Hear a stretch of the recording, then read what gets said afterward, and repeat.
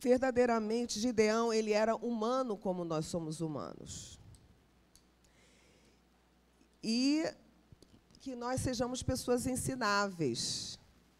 Gideão, ele foi aprendendo certas coisas com Deus. E a gente também vai aprender, tá bom?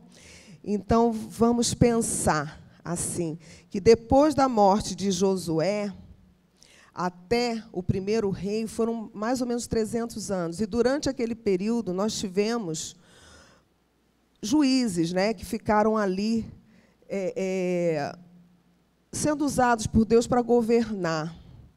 Foram tempos difíceis, porque o povo de Deus obedecia a Deus, depois se esquecia de Deus.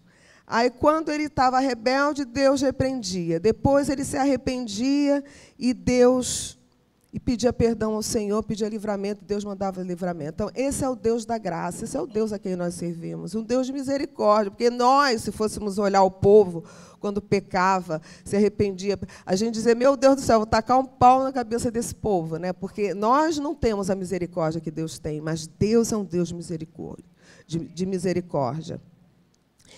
Então, o que acontece? No período de Gideão, ele foi o 5º juiz naquela época. E eles tinham passado, depois de Débora, né, 7 anos debaixo da opressão dos midianitas.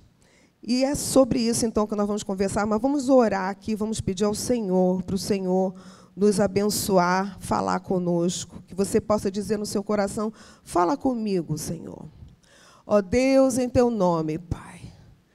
Ó Senhor, nós estamos aqui na tua casa, na tua presença, estamos ali sintonizados com o YouTube, não para ouvir palavras humanas, simplesmente, Senhor, mas palavras que venham do teu coração, palavras que ministrem a nossa vida, Senhor. Ó Deus, esse canal aqui é um canal humano, que tu usas pela tua misericórdia. Então, Senhor, fala com todos nós pela tua graça e ensina-nos, edifica-nos. Em nome de Jesus, amém. Amém. Aleluia.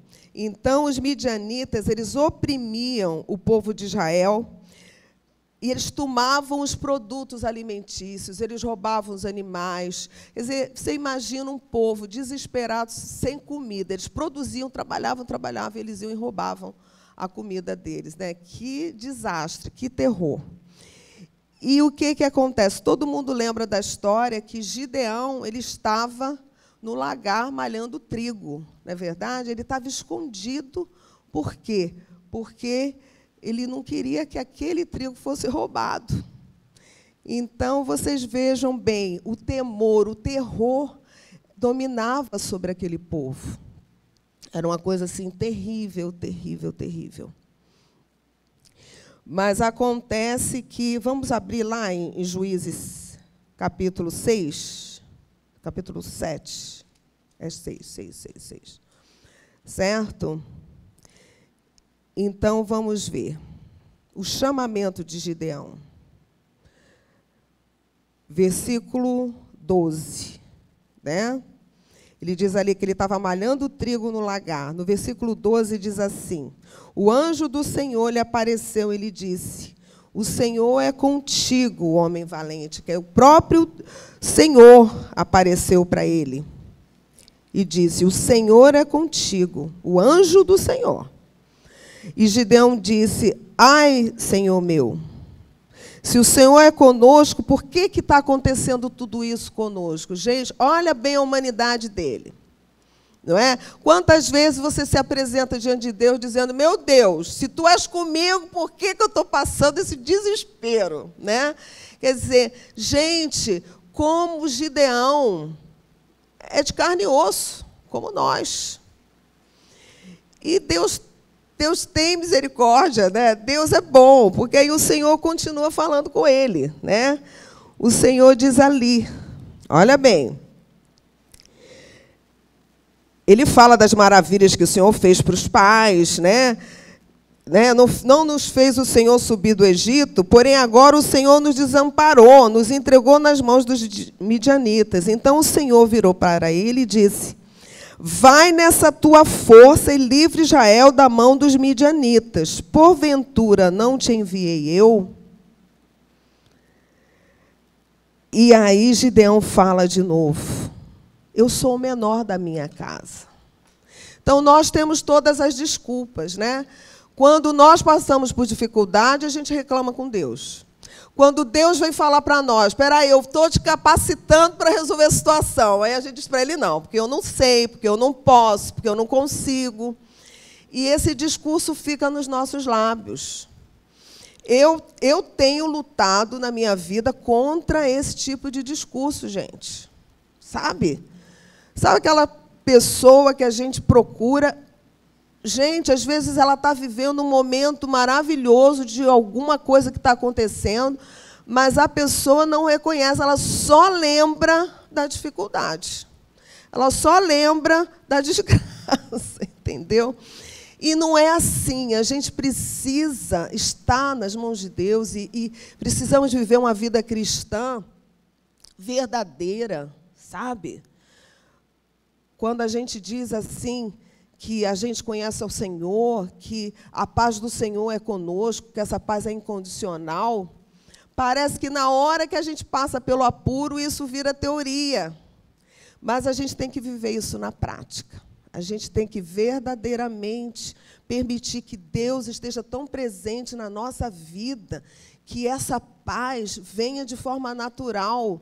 Não é você dizendo: meu Deus, eu preciso de paz, eu preciso de paz. Não, não precisa de mantra para você ter paz. Você precisa conhecer ao Deus verdadeiro, ao Jesus, nosso Salvador, aquele que está conosco, ao Deus conosco, que caminha conosco todos os dias. Mas Gideão era humano. Então, não, eu sou o menor da casa do meu pai, como assim que eu vou conseguir livrar quem de o quê? Não vou conseguir. Mas aí o Senhor continua ali, né, esperando o que Gideão vai falar. E no verso 17 ele diz assim: se agora achei mercê diante dos teus olhos, dá-me um sinal de que és tu, Senhor, que me falas. Rogo-te que daqui não te apartes até que eu volte, traga a minha oferta e a deponha perante ti. Perguntou ele: esperarei até... Quer dizer, o Senhor respondeu: esperarei até que voltes. Então, a gente vive desse jeito. Senhor, a gente bota Deus à prova. Eu confesso que às vezes eu boto mesmo, Senhor, para mostrar, porque às vezes a gente descrê da gente mesmo, sabe? Eu disse: meu Deus do céu, peraí, será que o Senhor, eu vou conseguir mesmo, né? Me mostra, Senhor, me dá um sinal. E Deus tem misericórdia de dar o sinal. Deus faz sempre assim. Mas ali ele foi preparar um sacrifício.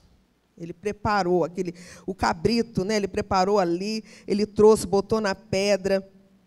E quando você lê aqui no verso 21, no verso 20, porém o anjo de Deus lhe disse: toma a carne e os bolos asmos, põe sobre esta penha e derrama-lhes por cima o caldo. E assim o fez. Estendeu o anjo do Senhor a ponta do cajado que trazia na mão e tocou a carne e os bolos asmos. Então subiu fogo da penha e consumiu a carne e os bolos, e o anjo do Senhor desapareceu da sua presença. Viu Gideão que era o Senhor, que era o anjo do Senhor, e disse: ai de mim, Senhor Deus, pois vi o anjo do Senhor face a face. Então, é isso aí. Gideão viu que o Senhor estava ali com ele, que o Senhor aceitou aquela oferta que ele fez. E ele disse: puxa vida, né? Glória a Deus. Senhor, será que eu vou ser consumido? Senhor, não, você não vai ser consumido, fica tranquilo. E é assim, ele é realmente muito humano. Mas a gente precisa entender que a força verdadeira do servo do Senhor não vem de nós mesmos, e sim de Deus. Ninguém é forte o bastante para resolver seus próprios problemas sozinho, especialmente quando nós falamos do pecado. Dependemos de Deus e de sua graça. Amém? Gideão não podia fazer sozinho, Deus estava com ele. Ele se deu conta que Deus estava com ele. Não é? A gente tem lá em Filipenses 4:13, Paulo fala que pode passar por toda e qualquer situação porque tudo posso naquele que me fortalece, Filipenses 4,13. É no Senhor, gente. Em Efésios 2, 8 e 9, também Paulo diz que pela graça sois salvos, mediante a fé. Isso não vem de vós, é dom de Deus, não de obras, para que ninguém se glorie. Né? Eram tempos difíceis que eles viviam. O povo de Israel precisava conquistar a sua terra, precisava estabelecer o reino. E hoje nós temos outras guerras. O reino de Deus está sendo estabelecido e nós fazemos parte desse estabelecimento do reino de Deus. Amém? Nós temos uma missão, nós temos uma tarefa. Nós não estamos aqui somente para a gente viver e desfrutar da vida. A gente está aqui para a gente pregar o evangelho para as pessoas que estão perecendo.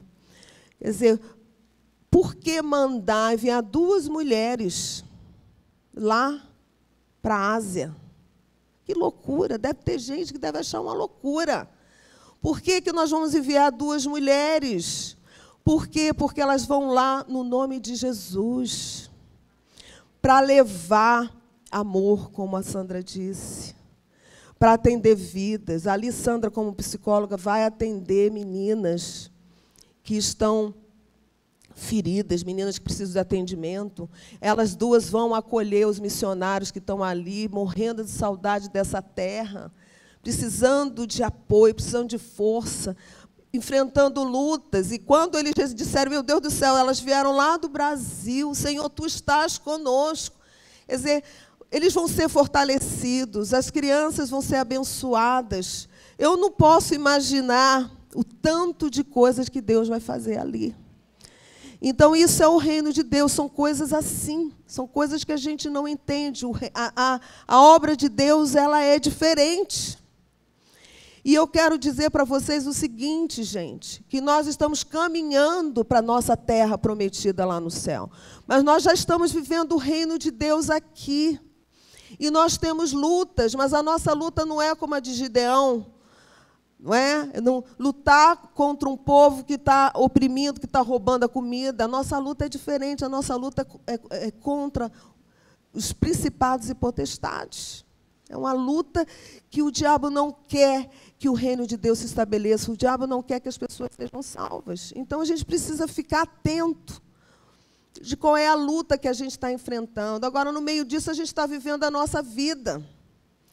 E a gente tem problemas, a gente tem dificuldades, a gente tem situações, e muitas vezes a gente fica acuado, a gente não quer enfrentar a vida, não quer viver o que a gente precisa viver por medo. Ah, no meu trabalho eu não vou demonstrar que eu sou filho de Deus. Hoje há pessoas envergonhadas de serem evangélicos. Vocês sabiam disso? E eu até entendo. Porque nós temos visto muito desequilíbrio por parte de muitos evangélicos, pessoas que se dizem evangélicas. Então, tem pessoas que dizem, eu sou cristã, que tem vergonha de dizer. Mas o que eu quero dizer para você, tudo bem, se você tem vergonha de dizer que é evangélico, eu não me preocupo com isso, mas que você não tenha vergonha de dizer que você é de Jesus. Amém? E que você está aqui e que você está para pregar a cruz. Não tenha vergonha disso, não se envergonhe disso. Sabe, se você está no seu trabalho, não se esconda. Que você seja um cristão equilibrado, um cristão que ama, um cristão que dá bom testemunho, um cristão que é verdadeiro, um cristão que não mente, um cristão que não leva papel higiênico para casa. Você sabia que tem gente que leva papel higiênico para casa do trabalho? Gente, uma vez eu fui no consultório dentário e tinha gente que levava toalha, papel toalha. Olha, se a pessoa está no dentista, pagando o dentista, eu acredito que ela tem condições de comprar papel toalha, não é verdade? O que eu quero dizer para vocês é que existe inclinações na nossa carne que nós, como cristãos, nós não podemos permitir que elas prevaleçam. Nós temos que lutar contra essas coisas. Nós temos que lutar contra isso. Como? Com santidade, buscando a Deus, enfim. Não é? Mas nós não podemos ter medo de ser cristãos. Não podemos ter medo de professar fé. Sabe? Às vezes as pessoas estão ali conversando. Ah, meu Deus, esses crentes, não sei o quê. Você deixa eu ficar quietinha aqui para ninguém me identificar, porque realmente há cristãos dando mau testemunho, mas você não dá. E não se envergonhe de falar que você é cristão. Mostre que ainda há cristãos verdadeiros, no nome de Jesus. Amém? E exatamente. Nós não podemos ter medo, como Gideão e todo aquele povo estava com medo. Enfim, Gideão viu que o Senhor era com ele. E aí, o que aconteceu aqui? Veja bem, veja bem. O Senhor pôs ele à prova. Ele disse para ele que ele tinha que destruir o altar para Baal do pai dele. Vamos ler isso? Olha que coisa tremenda, né? Olha aqui o que o Senhor falou para ele. Ele edificou um altar para o Senhor e o Senhor falou para ele naquele dia, no verso 25, toma um boi que pertence a teu pai, a saber, o segundo boi de 7 anos, e derriba o altar de Baal, que é de teu pai, e corta o poste ídolo que está junto ao altar. Edifica ao Senhor, teu Deus, um altar no cimo deste baluarte. E aí ele vai explicando tudo. E Gideão, no verso 27, diz assim, temendo ele, porém, a casa do seu pai e os homens daquela cidade não fez de dia, mas de noite. Ele obedeceu, mas ele fez tudo de noite para ninguém ver, ficou com medo. Oh, meu Deus, né? Você se identifica com isso? Não é verdade? Aí ele falou, não, eu vou fazer, eu vou obedecer a Deus, vou ficar bem com Deus, mas eu estou com medo dessa turma, né? Mas ele fez, ele obedeceu ao Senhor. Queridos, a primeira obra que Deus faz na nossa vida é na nossa casa. Amém? Ele teve que destruir aquele altar a Baal, que era do pai dele. E ele fez, e vou dizer uma coisa para você, quando o povo veio para tentar atacá-lo, o pai dele foi o primeiro que defendeu. O pai dele disse assim, espera aí, se esse Baal aí não soube se defender, ele que se defenda. Se ele é Deus, ele que se defenda, né? Então, vou dizer uma coisa para vocês, queridos, se vocês forem sinceros, verdadeiros, íntegros, corretos, dentro da sua casa, aqueles que não creem, eles vão ser tocados por Deus. Amém? Deus vai mostrar para mim, meu Deus do céu, meu pai é diferente, minha mãe é diferente. Ou vice-versa, meu filho está diferente. Meu filho foi transformado, ele conheceu Jesus. Gente, sabe, eles são pessoas de palavra. Eles próprios vão defender vocês quando vocês tomarem suas posturas dentro de casa. Amém? A primeira obra que Deus faz é dentro da nossa casa. E glória a Deus. Então, Gideão obedeceu, Gideão fez. E o Senhor, então, foi conversar com ele.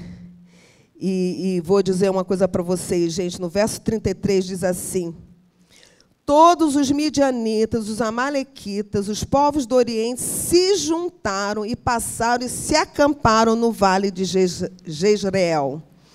Então o Espírito do Senhor revestiu Gideão, o qual tocou a rebate, e os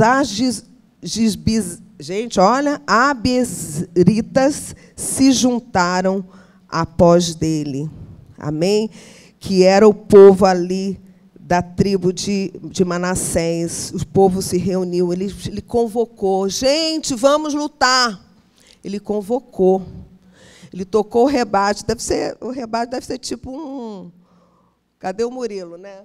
Tocar a corneta aí, o chofar, e chamar o povo para guerrear. Não é? O povo, os inimigos todos se reuniram, gente. Não eram só os midianitas estavam com reforço. Olha, eram 135 mil, e os que ele convocou com rebate 32 mil. Eram como se fosse 4 homens para um. 4 homens para um. Que luta difícil, né? Que guerra difícil. Aí, tudo bem. Gideão já está confiante em Deus, né? Vamos ver. Mas aí Deus fala para ele, não, tem muita gente. E vocês sabem da história, né? Os medrosos vão embora, e já foi uma grande parte. E depois ele disse assim, vão fazer aquela prova de beber a água. E quem beber a água com a língua, né? E não se ajoelhar, esses vão ficar. Ficaram 300. Por que que Deus fez isso? Vamos ler aqui no capítulo 7 e no verso 2. É demais o povo que está contigo para eu entregar os midianitas nas tuas mãos. Israel poderia se gloriar contra mim, dizendo, a minha própria mão me livrou. Amém? Então, queridos, nós precisamos saber que nós temos que ter disposição para lutar, mas nós temos que saber que é Deus quem luta conosco. E é Ele quem nos dá a vitória. Amém? No nome de Jesus. Aleluia. Os verdadeiros filhos de Deus não se desviarão pelos caminhos errados, né?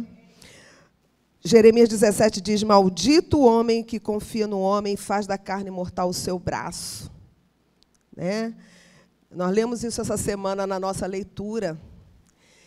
E a gente precisa saber o seguinte, gente. Muitas vezes essa confiança, né? A gente nem pode ficar confiando no outro, como se ele fosse a nossa força, e nem em nós mesmos. Às vezes, nós nos tornamos a nossa própria força. A gente acha que a gente pode tudo, que a gente é capaz de tudo.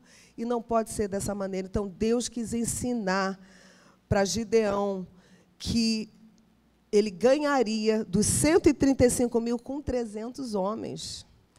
E depois a gente vai ver que, na verdade, eles nem lutaram, não é verdade? Quer dizer, depois eles perseguiram, mas, no começo, o Senhor fez eles, os próprios inimigos, lutarem ali entre si. Eles ficaram alucinados. Então, Deus, Ele é tremendo. Ele faz coisas que a gente se espanta. Ele é maravilhoso. Amém? Agora, o que acontece? A gente lembra também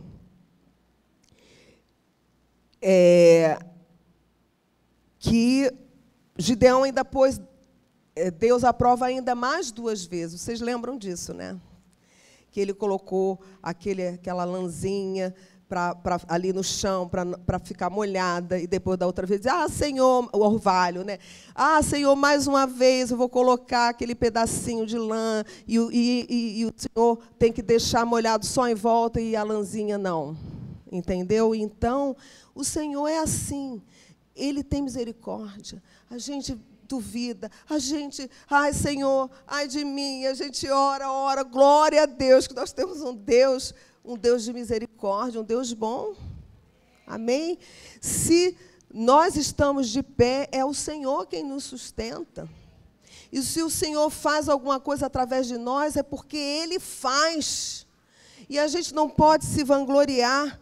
Paulo diz em Gálatas 6,14, mas longe esteja de mim gloriar-me, senão na cruz do nosso Senhor Jesus Cristo, pelo qual o mundo está crucificado para mim, e eu para o mundo. Será que o mundo está crucificado para você, como Paulo dizia? O mundo está crucificado, ou você olha para o mundo fascinado, sabe? E você deseja as coisas do mundo, e você faz concessões para o mundo. Que nós cheguemos a esse ponto como servos de Deus, amém? Que o mundo estava crucificado para ele, e ele estava crucificado para o mundo. Em Romanos 8:31 também nós temos, se Deus é por nós, quem será contra nós? Então, verdadeiramente o Senhor era com Gideão, e ele teve misericórdia, e ainda disse para ele assim, olha só, Gideão, se você ainda tem dúvida, eu vou dizer para você, vai lá no acampamento do inimigo e dá uma espiada e vê. Né? E você sabe também da história, que os inimigos estavam conversando exatamente sobre um sonho, e eles falando que o Senhor, aqui no capítulo 7, diz assim, no verso 13. Eis que certo homem estava contando um sonho ao seu companheiro e disse: tive um sonho, eis que um pão de cevada rodava contra o arraial dos midianitas e deu de encontro à tenda do comandante, de maneira que esta caiu e se virou de cima para baixo e ficou assim estendida. Respondeu-lhe o companheiro e disse: não é isso outra coisa, senão a espada de Gideão, filho de Joás, homem israelita. Nas mãos dele entregou Deus os midianitas e todo este arraial. Amém? Glória a Deus. Aleluia. Queridos, o inimigo sabe da nossa vitória. O inimigo sabe do poder do nosso Deus. Então, às vezes nós não cremos, mas o diabo crê. Amém? Ele sabe que se nós estivermos posicionados no lugar certo, com Deus, o Senhor é por nós. Ele vai nos dar a vitória. Amém? Então, eu não sei qual é a luta que você tem enfrentado, mas que você enfrente de pé, que você enfrente com valentia, que você, nessa noite, deixe a força de Deus, sabe, entrar, sabe, todo o seu ser, o Espírito Santo de Deus, te levantar.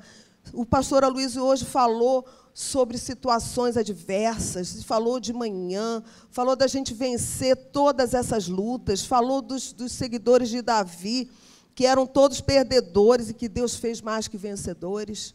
Amém? E no nome de Jesus é assim que nós temos que andar altaneiramente, não com orgulho, porque a gente sabe que toda a nossa vitória vem do Senhor, toda a nossa força vem do Senhor. Ai de nós se o orgulho vier encontrar espaço ou morada no nosso coração. Ai de nós. Amém? Aleluia. Então, aqui a palavra diz, olha só que coisa interessante, no verso 20, né? Então tocaram as 3 companhias de 100, as trombetas, e despedaçaram os cântaros, e seguraram na mão esquerda as tochas e na mão direita as trombetas que tocavam, e exclamaram: espada pelo Senhor e por Gideão.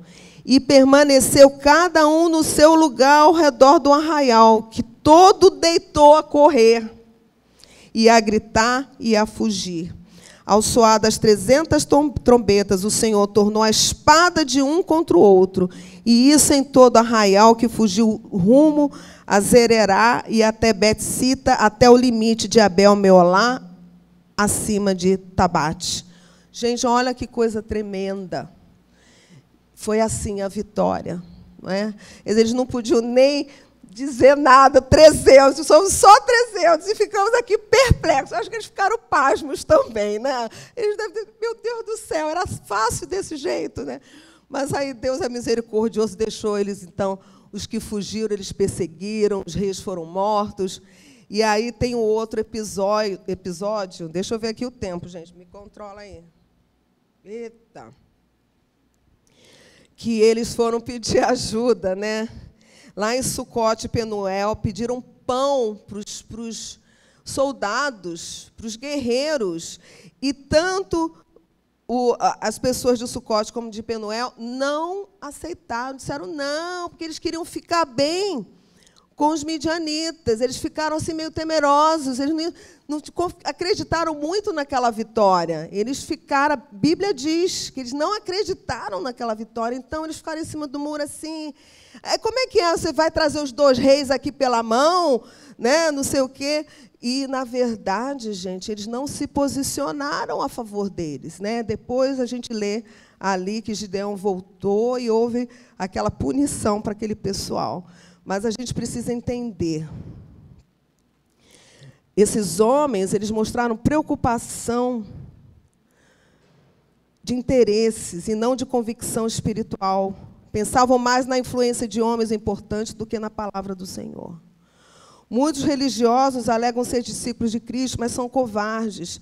Definem suas opiniões doutrinárias e práticas pelo vento de opiniões, sabe? Nós não podemos nos vender, gente. Nós temos que pregar a cruz, nós temos que pregar Jesus, temos que pregar a santidade, temos que pregar o amor, sabe? Não podemos botar número, nem quantidade, nem dinheiro, como se isso fosse o que representa a prosperidade de Deus. Não, a prosperidade de Deus são vidas salvas, sabe? Vidas libertas.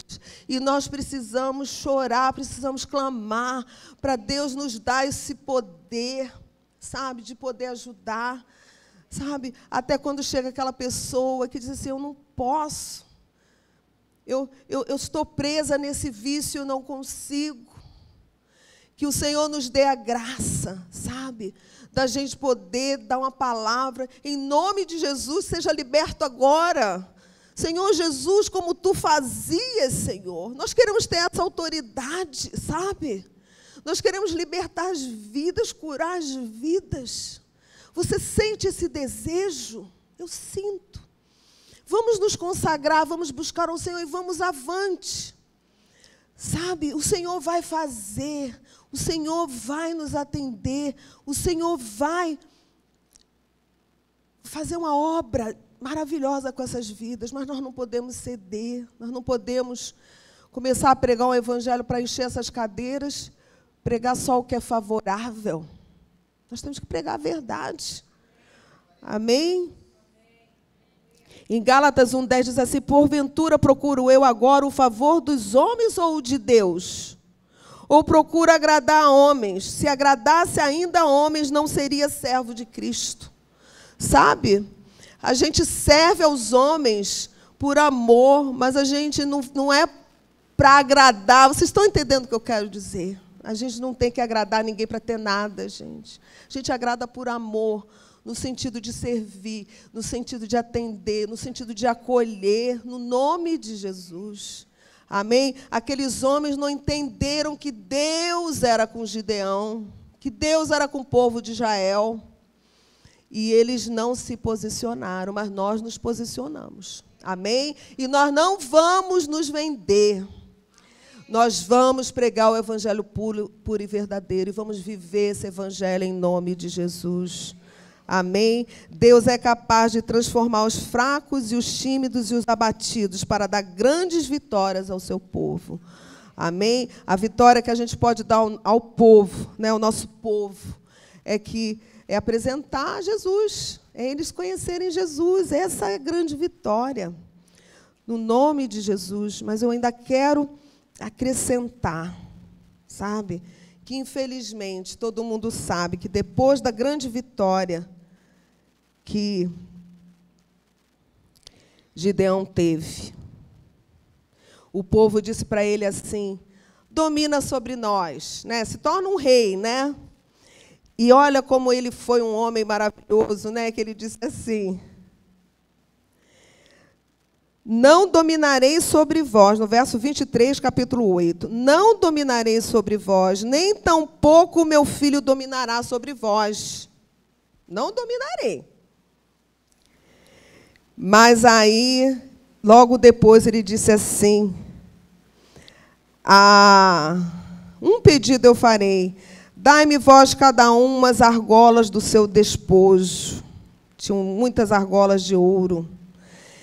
E ali, eles estavam tão gratos a Gideão e começaram a dar ouro para Gideão.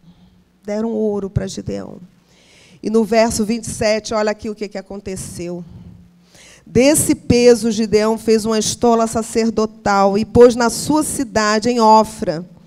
E todo Israel se prostituiu ali após ela. A estola veio a ser um laço a Gideão e a sua casa. Misericórdia, Senhor, não é verdade? Ele fez tudo certinho.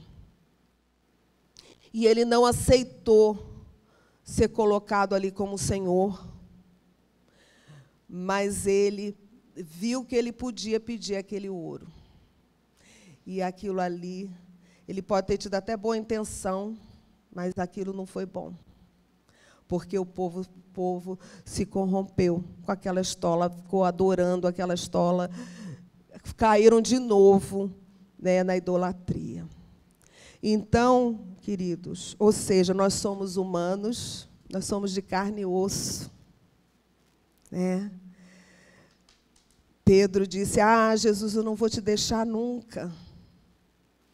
E Pedro, na hora H, negou Jesus. Vocês estão entendendo?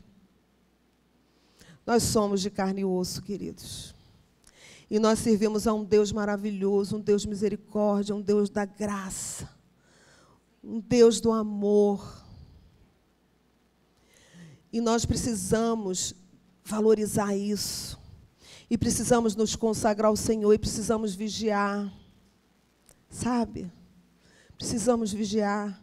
Sabe, quando você fizer o bem para alguém, que alguém começar a ficar muito grato a você, você diz assim, Senhor. Aí você diz, não, é o Jesus. Entrega para Jesus, amém? Foi Jesus que fez, foi Jesus que fez. Vamos adorar o Senhor, vamos glorificar o Senhor. Ah, não, mas olha, mas se você me der um pouquinho de ouro, um pouquinho.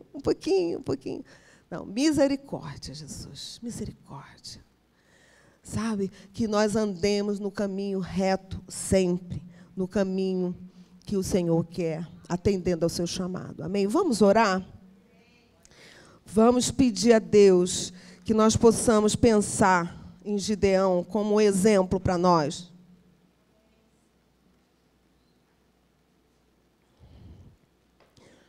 Nós aprendemos tanta coisa aqui com a história dele. E aprendemos também aquilo que a gente não pode fazer. Não é verdade? Eu não sei quais são as lutas que você está passando. Mas busca o Senhor. Se entrega ao Senhor. Confie nele. Saiba que Ele te capacitará para você vencer. Para você verdadeiramente ter a vitória que você necessita. Amém? Tem gente que, às vezes, não vem nem à igreja, não consegue. Por quê? Porque a vida está tão enrolada. É porque é isso, queridos. O diabo, o nosso inimigo, ele vai fazer tudo para a gente não ter tempo para Deus. Ah, pastora, eu não consigo nem orar. Não consigo nem ler a palavra. Não, e a igreja, então, nem pensar. Mas nós precisamos congregar, porque quando nós congregamos, nós estamos juntos ouvindo a palavra de Deus, a nossa fé é fortalecida, e quando nós estamos juntos, aqui nos conhecendo, nos levantando uns aos outros, quando um cai, o outro levanta, quando cai, o outro levanta. Aqueles testemunhos na semana passada, como nos edificaram, não é verdade? Amém. Glória a Deus. Precisamos congregar. Se nós não estivéssemos reunidos, aqueles testemunhos não poderiam ter sido falados. Não é verdade? Precisamos caminhar juntos. Mas o diabo vai fazer tudo para te impedir. Te impedir de orar, te impedir de se consagrar, te impedir de jejuar, te impedir de estar na casa do Senhor, te impedir de pregar o evangelho. Ah, não, mas eu tenho vergonha. Fale para Deus que você tem vergonha. Sabe, quando você vê, a Ingrid teve uma experiência ontem, né, que as próprias pessoas necessitadas vieram falar com ela. Vieram dizer, eu preciso de Jesus. E ela é tímida na rua, né? Ela fala no púlpito, mas na rua, ela assim, para evangelizar, ela tem mais dificuldade. É Deus que vai trazer as pessoas para você falar. E Ele vai colocar as palavras na tua boca. Amém? A nossa grande guerra é contra o inimigo. Nós estamos aqui como embaixadores do reino de Deus. Nós vamos propagar a palavra de Deus. Esse é o nosso chamado. Enquanto isso, a gente vive. Enquanto isso, a gente casa. Enquanto isso, a gente tem filhos. Enquanto isso, a gente tem netos. Enquanto isso, a gente trabalha. Mas Deus quer salvar as vidas. E Ele quer que sejamos felizes. Mas Ele quer que o objetivo principal é a salvação. Então, a nossa guerra é contra o inimigo. E o Senhor vai te mostrar como você precisa trabalhar, o que você precisa fazer. Mas eu quero que você saiba, queridos, que nós não somos nada. Eu não sou nada, sabe? a responsabilidade de subir nesse púlpito para trazer uma palavra. Você não sabe o peso. Mas não é por merecimento, e nem por mérito, e nem por capacidade. É porque Deus quer usar. Ele escolheu Gideão, o assustado que estava malhando trigo no lagar, o menor da casa do pai dele. Porque Deus escolhe quem Ele quer. E Ele escolheu você. E Ele quer te usar. Mas Ele quer que você tenha humildade. Não dê desculpa, como Gideão deu. Você se apresente para Ele: Senhor, estou aqui. Eis-me aqui, Senhor, envia-me a mim. Usa-me, Senhor, capacita-me. Ó Deus, te entrego minha casa. O primeiro lugar que eu preciso organizar é minha casa. Em teu nome, coloque a sua casa agora. Coloque a sua casa. As pessoas da sua casa. Não se envergonhe de ser filho de Deus. Não tenha medo de dizer para Deus: Senhor, me mostra o que há errado em mim. Enfrente a sua verdade. Ah, mas eu sou tão bonzinho, sou tão boazinha. Não. Bom é um só, é Jesus. Pede para Ele mostrar o teu coração e mostrar o que precisa ser arrancado lá de dentro. Oh, lirihanda xiliriaias. Senhor, em teu nome, Pai, visita cada vida aqui, cada vida em casa. Que você possa se apresentar a Deus. Que você possa dizer para Ele: Senhor, eu te amo. Senhor, eu quero te servir. Senhor, eu quero cumprir tua vontade em minha vida.